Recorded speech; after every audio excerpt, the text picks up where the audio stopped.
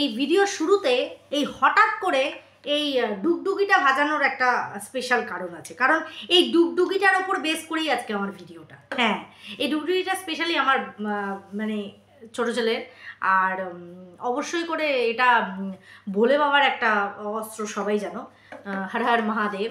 কিন্তু এখানে এইটার আরেকটা উপযোগিতা আছে।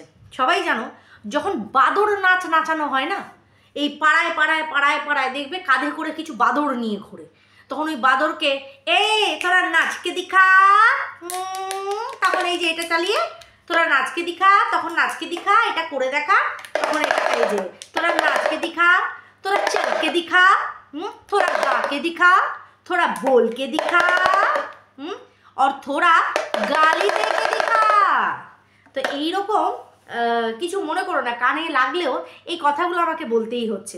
তো এইরকম ওয়াইটিতে কিছু সংখ্যক মানুষ এখনও রয়েছে, ঠিক আছে?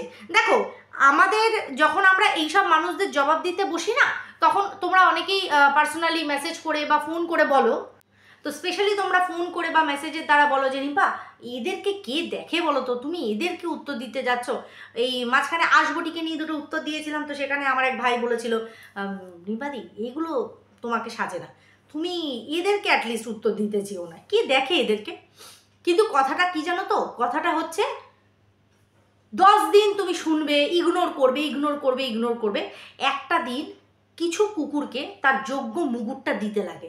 মানে যার যতটুকু অকাত, তাকে সেই অকাতটুকু বুঝিয়ে দেওয়া খুব জরুরি।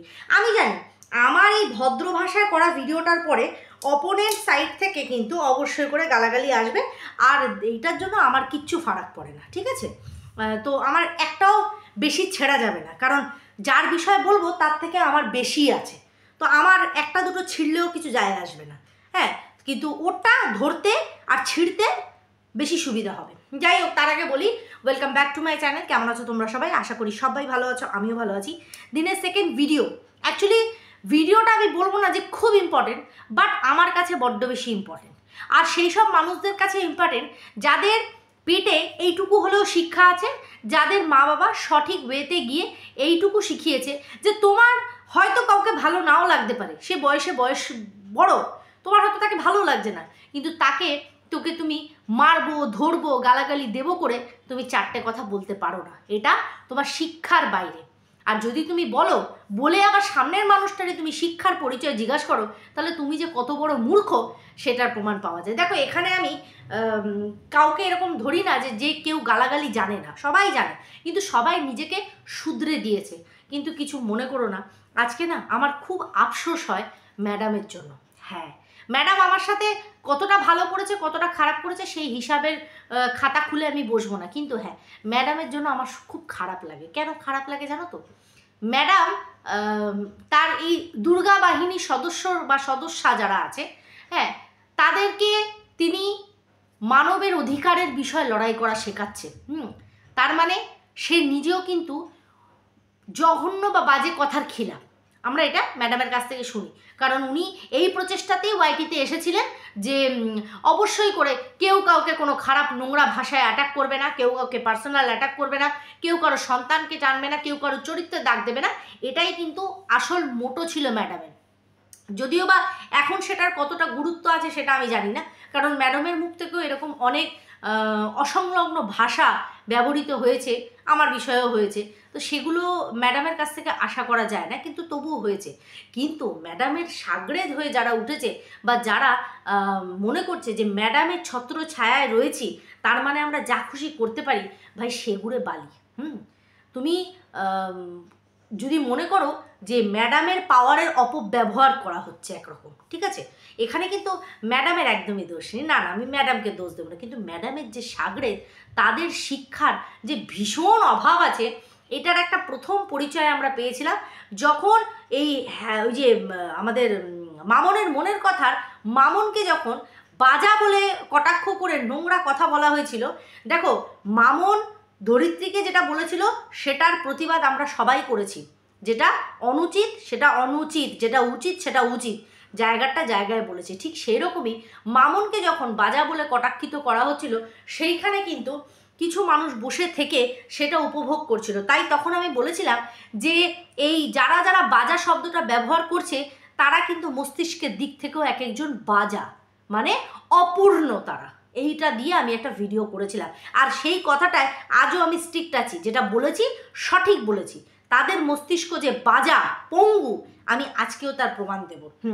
তো বিগত অনেক দিন ধরেই একজনের নাম আমি শুনতে পাচ্ছি, আমি তোমাদেরকে বলিও যে দেশদ্রোহী দেশদ্রোহী করে বহুত চেঁচায়। এই ডুগডুগিটা কিন্তু স্পেশালি তার উদ্দেশ্যে বাজানো, কারণ ও হচ্ছে নাচ জামুরা, নাচ নাচ, ওর ওইটুকুই কিন্তু যোগ্যতা, আর ওটাই ওর পরিচয়। এর বাইরে গিয়ে কোনো ক্ষমতা ওর নেই, কারণ ও নিজে একটা টিপিক্যাল অশিক্ষিত আনকালচার একটা মহিলা, যার না আছে কোনো কালচার, না আছে কোনো বিচার বুদ্ধি, না আছে কোনো শিক্ষা। এবার কেন? প্রথম কথা তার ভাষা। ম্যাডামের সান্নিধ্যে থেকে সে ভদ্র হতে পারেনি, ভদ্র ভাষা শিখতে পারেনি। এটা ম্যাডামের ফেলিয়ার, যে ম্যাডামের ছত্রছায়ায় থেকে, যারা ম্যাডামের ছত্রছায়ায় থাকেনি তারা অনেকেই কিন্তু শুধরে গেছে, কেউ কাউকে খারাপ কোনো মন্তব্য করে না। কিন্তু ম্যাডামের ছত্রছায়ায় থেকে ম্যাডামের টিমের মেম্বার বা সদস্য হয়েও এত নোংরা নিচু নষ্টা মানসিকতা, সেটার পরিচয় প্রতিদিনের ভিডিওতে দেয়। আর আমাদেরকে কি বলে যে আমরা নাকি সন্দীপ মিত্রকে নিয়ে রোজ ভিডিও করি, তাই ভিডিও সেকশনটা ঘাটতো, রোজ ভিডিও করি।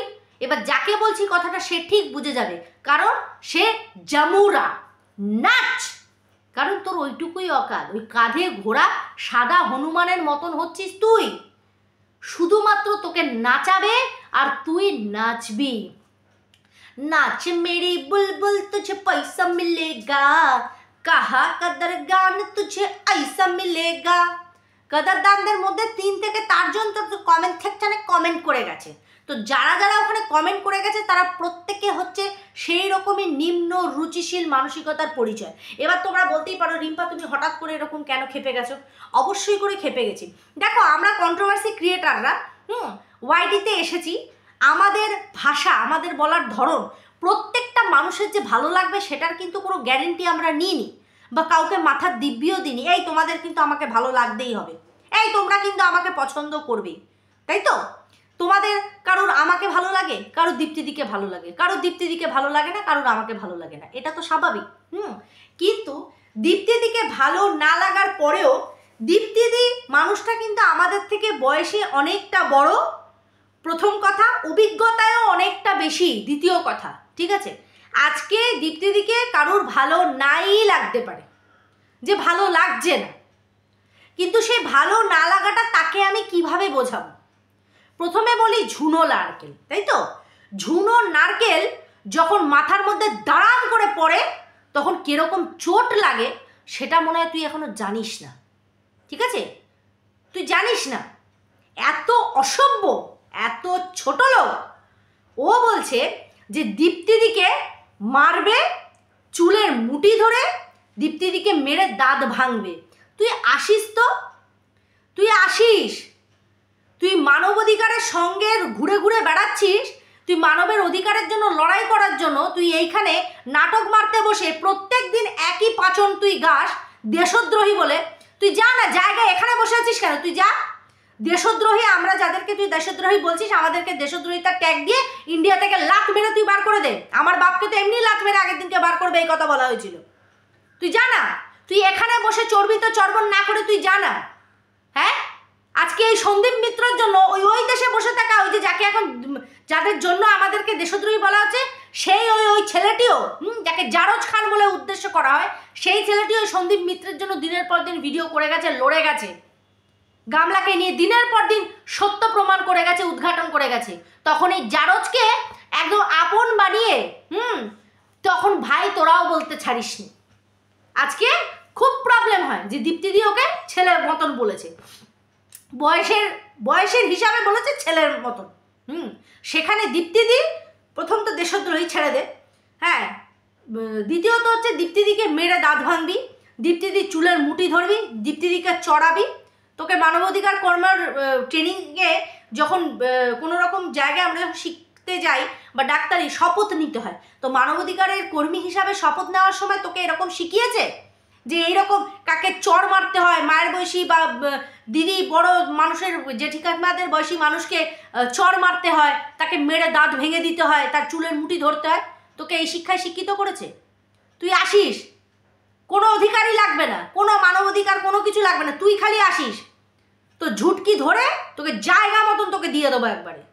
অসভ্য ছোট লোক, নিজের না আছে কালচার, না আছে শিক্ষা, ও বড়াই করতে বসে। এরপরে আমাকে নিয়ে কি ভিডিও করবি? হয় 49 বলবি, না কারোর সাথে শুয়ে পড়বি, না গালাগালি দিবি। এর বেশি তুই কিছু করতেই পারবি না, এর বেশি তুই কিছু করতে পারবি না, কারণ তোর এটা পরিচয়। তুই ওই নোংরা থেকেই উঠে এসেছিস, যার জন্য দেখ সবার মধ্যে একটা স্থিরতা এসছে। আগের দিন গলা ফাটিয়ে ফাটিয়ে ম্যাডাম চিৎকার করে করে লাইভে বলেছেন যাদের মধ্যে মধুরতা আছে কথায়। কে? ওই আমাদের মনীষা, গ্যালাক্সি অফ কন্ট্রোভার্সির মনীষা, চৈতালি দি ভাই, ইপু দিদি, মিষ্টতা মুখের মধ্যে তবু মধুরতা, কিন্তু যেই তোর নামের কাছে এসেছে না, তখন এসে আর মিষ্টতা মধুরতা বলতে পারে, বলছে ওরা লড়াই করছে। কারণ তোদেরকেও ম্যাডাম জানে যে তোরাও কিন্তু ওই গালিগালাজেই লড়তে পারবি, ভদ্র লড়াইতে তুই পারবি না। ওই যোগ্যতা, প্রত্যেকটা মানুষের কিছু যোগ্যতা থাকে, ওই যোগ্যতাটা তোর মধ্যে নেই, সেটা ম্যাডামও ভালো করে জানে, এটা ম্যাডামও ভালো করে জানে যে তোর মধ্যে ওই যোগ্যতা নেই। ওই জন্য মিষ্টতা মধুরতা মধ্যে কিন্তু ইপু দিদি, গ্যালাক্সি অফ কন্ট্রোভার্সি, চৈতালি এদেরকে রেখেছে, তোকে রাখেনি। কারণ ম্যাডাম জানে মধুরতা বা মিষ্টতা তোর সাথে দূর তাক যায় না, তোর সাথে হ্যাঁ লড়াই করতে পারে। কি লড়াই? মা কাকিমাদের বয়সী মানুষজনকে, যেখানে ম্যাডাম কিনা দীপ্তিদিকে দীপ্তিদি বলে ডাকে, কারণ সম্মানের খাতিরে হোক, যেই কারণে হোক দীপ্তিদি ডাকে, সেইখানে সেই মানুষটাকে তোর অপছন্দ হতেই পারে, তুই তার এগেনস্টে ভিডিও করতেই পারিস, না দিতে পারিস কোনো লজিক, না কোনো কিছু, একই পাচন রোজ গাছ। সন্দীপের নামে বাটনা বাড়ছিস, সেইটাই শরবতের মতন গুলছিস, রোজ খাচ্ছিস।